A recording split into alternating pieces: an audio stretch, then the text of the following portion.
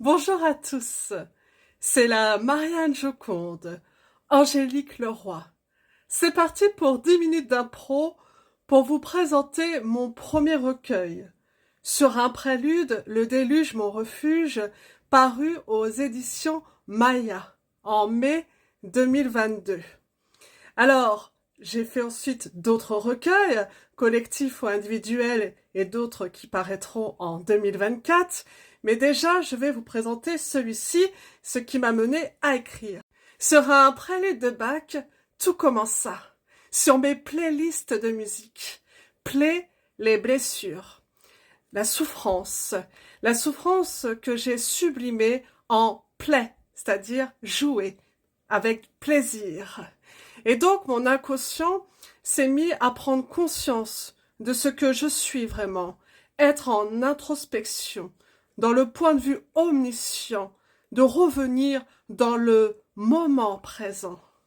Tout feu, tout flamme, je revêtis la peau de la grand cœur malade.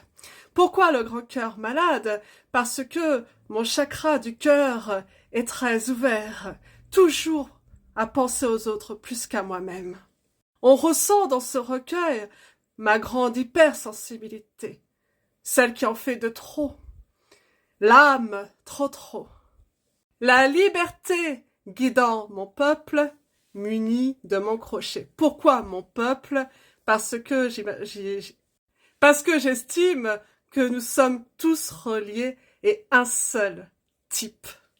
Une plaidoirie poétique pour vaincre la déprime, l'escrime au terrorisme. C'est un recueil de poésie pas comme les autres, où j'associe une musique avec un texte, comme DJ des rimes et des sons et des références.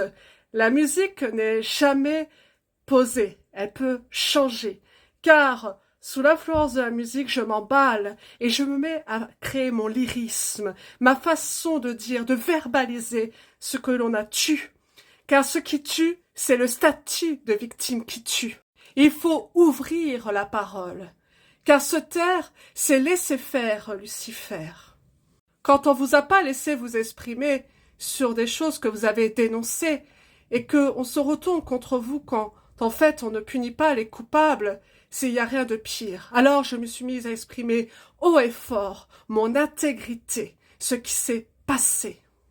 Le futur de la restructure, de la haute couture, de la haute culture. Je fais sonner les sons, comme je les entends. Je me suis mise à écrire comme le langage des oiseaux. Je ne savais pas que ça existait. Alors je me suis mise à être dans la fantaisie de ce que j'entends. Alors peut-être que ça vient de mes multidis, car j'ai mis du temps à apprendre à parler, et ensuite à verbaliser. Alors imaginez que, pour analyser mon écriture, qui s'est mise au fil du temps, aujourd'hui j'arrive enfin à écrire, et que tout est possible. Mon arbre en mille feuilles, fais-moi renaître de tout mon être. J'étais déracinée, vidée de toute substance. J'étais trop résistante, mais absente. La poésie en pluie diluvienne, tel un déluge, mon refuge. J'ai écrit mon curriculum vitae, c'est-à-dire faire un bilan de compétences de ma vie et également tout ce que j'ai envie comme lettre de motivation pour me remobiliser. Et puis je me suis mise à exprimer mes onomatopées, tous ces cris, ces souffles de vie qui vous rappellent que vous êtes toujours là, en flux et en reflux. C'est asthmatiforme. On a pu me mettre la clim pour me couper mon souffle, mais je suis revenue avec beaucoup plus de souffle. On m'a privé de mon audition face à mes différentes alertes, collectives ou individuelles, mais je m'auditionne aujourd'hui, je parle. Les écrits restent quand les paroles s'immolent. Mon pouvoir, c'est vouloir sortir de l'isoloir. Se taire, c'est laisser faire Lucifer. Je suis une poétesse française. J'habite à Grigny, dans l'Essonne. J'ai 2 fils, Gabriel et Thomas. Je suis une mère louve. Ma plume pour épée de vérité, car j'espère avoir justice face à ces blessures pour réparation. Il ne faut plus avoir peur de dénoncer, surtout face à des systèmes bien ficelés, où l'argent veut tout acheter. Mais moi, je ne suis pas dans la lâcheté. Je combats les vendus. Alors, quand j'ai écrit, je ne sais pas pourquoi, j'ai pensé aux Jeux Olympiques. Et les Jeux Olympiques, c'est pour cette année. La boxe à la française, ça défoule sur la foule. Les Jeux Olympiques, comme une sportive de haut niveau, je m'entraîne. Je sors de l'eau en flot, je slame et je fais du rap en autodidacte. Ce sont les Jeux Olympiques, c'est épique et athlétique, c'est paralympique, la dynamique ketonique, c'est astronomique. Où sont les flics? Où sont les flics? Les jets d'eau, je suis sous l'eau, oh mon dos, il fallait oser le panier en osier sans doser, il est grossier, je ne suis pas en acier. Javel dose, la javel sans eau, à oreiller, l'oreille qui déraille des vrais racailles, ils ont plus qu'essayé, ça a été fait. C'est stupéfiant, je deviens méfiante, la marque s'en démarque. Les lettres J.E. pour Jose, le magicien d'ose. L'ode à l'overdose et sur osmose sont les causes à ces choses que tu mets en prose. Alors, derrière ces vers, j'ai caché le nom du coupable, de celui qui m'a fait du harcèlement moral. Le H qu'on a voulu étouffer, le harcèlement moral. Préjudice sur préjudice. Rendez-vous en justice. Le rap qui dérape, le paradis des gangsters. Démunis et démunis.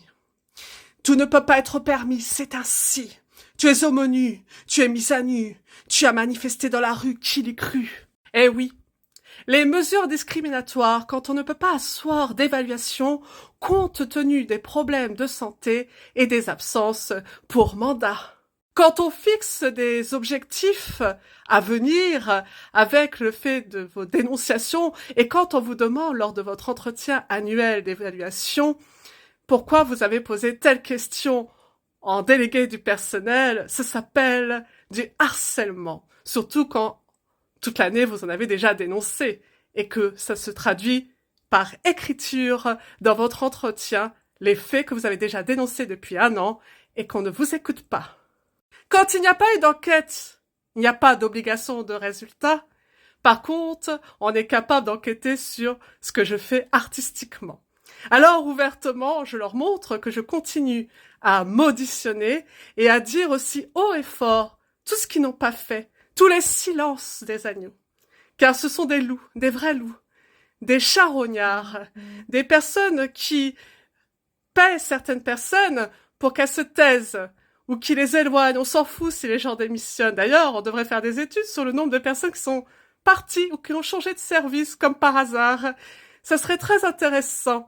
Risques psychosociaux, RPS. Quand vous écrivez au ministère du Travail et qu'on vous renvoie au Conseil des prud'hommes, c'est aussi à se moquer du monde. Surtout quand il y a l'absence des institutions.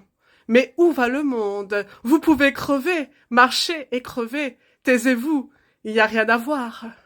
Mon langage est devenu le slam, la lame de mon âme, l'escalibur face à des murs, quitte à tenir avec allure, avancer chaque larme à ses mots. Ce sont mes défauts, les maudits mots, les non-dits pour mes mots. Mes propres armes, mes gendarmes, pour désarmer cette armée que j'ai citée, balancée, rien à voir avec ma cité où je suis né. C'est-à-dire se défendre seul. Le statut de victime tue. Alors, ce recueil est disponible en brochet et également en e-book sur Amazon et sur plusieurs plateformes de librairie en ligne. Donc, je vous invite à vous le procurer. C'est aussi me permettre de la visibilité pour que je puisse parler par la suite d'un certain nombre de sujets qui fâchent pour faire avancer de grandes lignes. En tout cas, au niveau de la justice, de la santé et du travail, j'ai beaucoup de choses à faire. Et c'est pour ça que je me suis mise à écrire et à devenir une future art-thérapeute. Car il faut prévenir des risques psychosociaux dans cette société qui va mal, dans cette surdité collective. Allégoriquement vôtre, ça y est, les 10 minutes vont se terminer sur un prélude, le déluge, mon refuge, aux éditions Maya.